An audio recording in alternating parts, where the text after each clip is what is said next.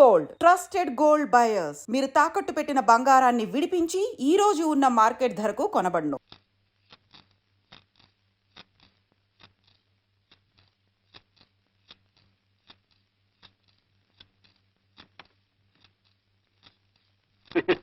ఇంతకాలం కన్న పట్టిన జాంకాయలా పెటపెటలాడిపోతూ నోరు ఊరించేదాన్ని.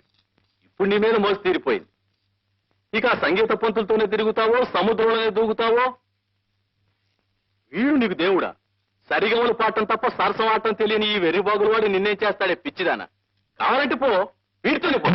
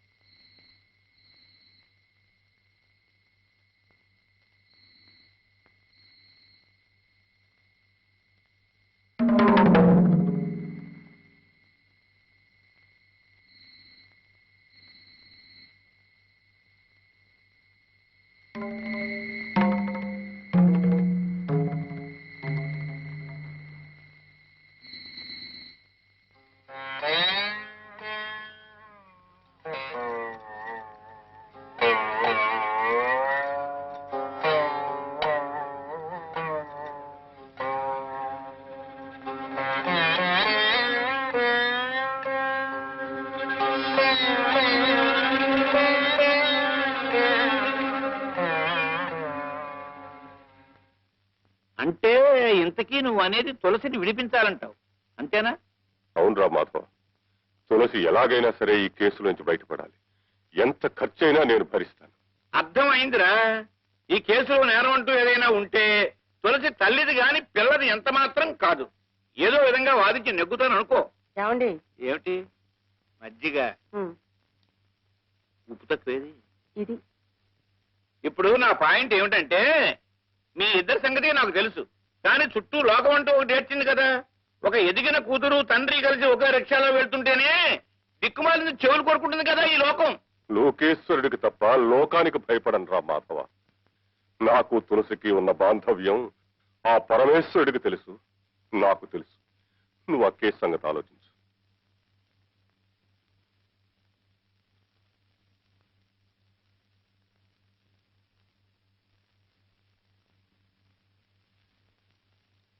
ఈ కేసు ఒప్పుకున్నట్టేనా?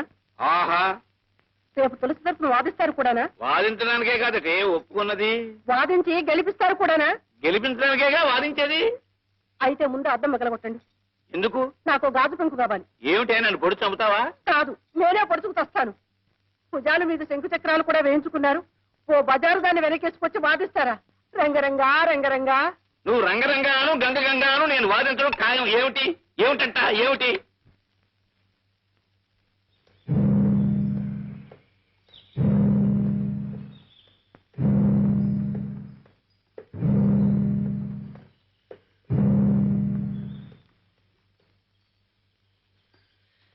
నా కడుపును చెడబుట్టావే నువ్వు. మంచి చెప్పిన మాటలు వెగటైపోయాయన్నమాట. కన్న తల్లినే రచ్చకేడుస్తావా?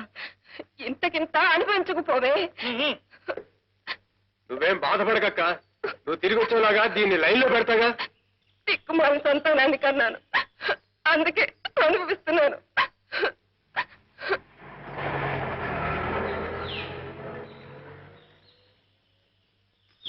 ఎక్కడికి వెళ్తావే? నీ తోలుచి ఎండేస్తా, జాగ్రత్త. రా ఇంటికి. అమ్మా తల్లిని బ్రతిలాడితే లాభం లేదే. ఒళ్ళంతా వాతలేస్తే చెప్పిన దగ్గరికి కిక్కులు మరకుండా వెళ్తావు. పద ఇంటికి.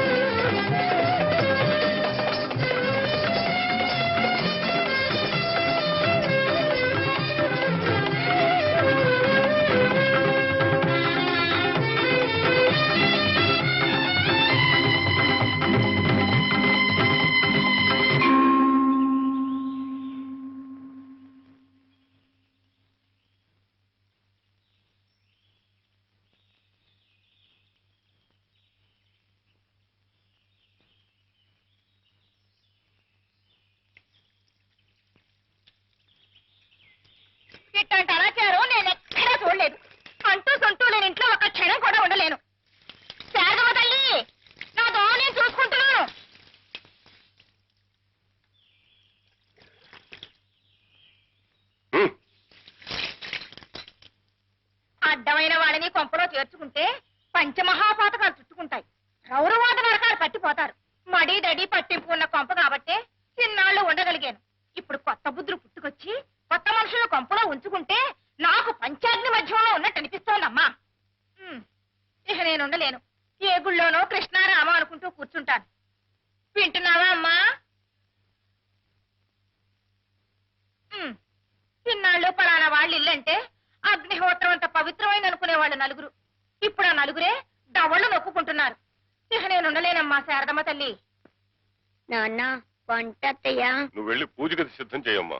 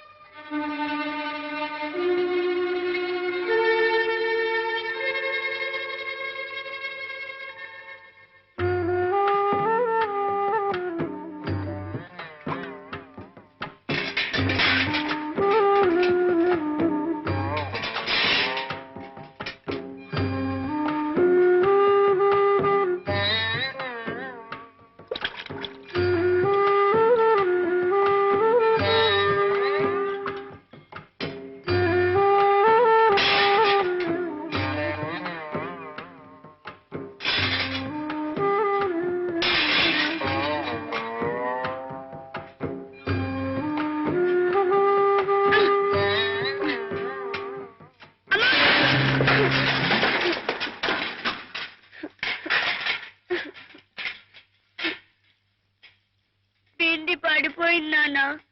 నైవేద్యాన్ని తొందరగా వంట చేద్దామని వస్తుంటే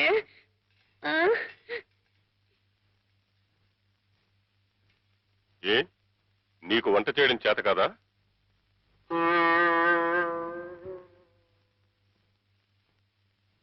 పసిపిల్ల, అది మరిగట్టుకుని వంట చేయలేక అవస్థపడుతూ ఉంటే చేతనైన వాళ్ళు వెళ్ళి సహాయం చేయొచ్చు కదా.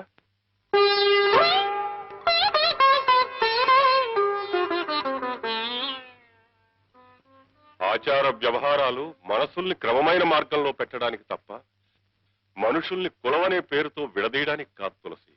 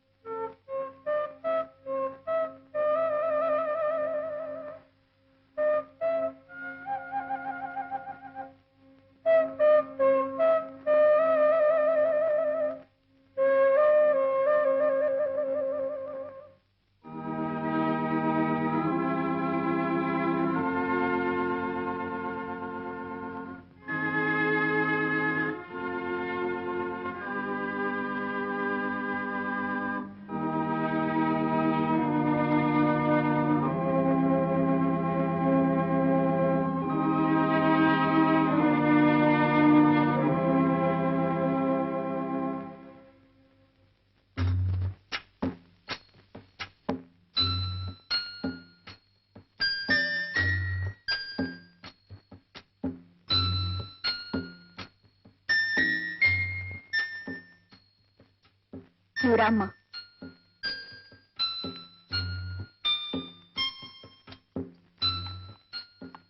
ఏమ్మా బండి కావాలా?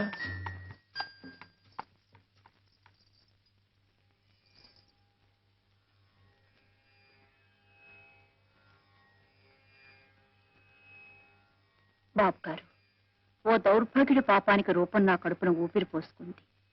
అదృష్టాన్ని మించి ఆశించానేమో. జీవితాంతం మీ పాదసేవ చేసుకోవాలన్న నా కోరికగానే మిగిలిపోయింది. అందుకే పుట్టబోయే నా బిడ్డకి మీ పేరు పెట్టి పిలుచుకుంటాను. మీకు అభ్యంతరమా బాబు గారు? మీరే చెప్పేవారు శంకరాభరణం అంటే విషనాగు అని. ఆ విషకీటకం శంకరుడికే ఆభరణమైందని. నాలో రూపం దిద్దుకుంటున్న విషబీజం ఈ శంకరుడి పాదాల చెంతకు చేరుకోగలిగితే నాకు ఆనందం చాలు బాబు. ఎక్కడమ్మా?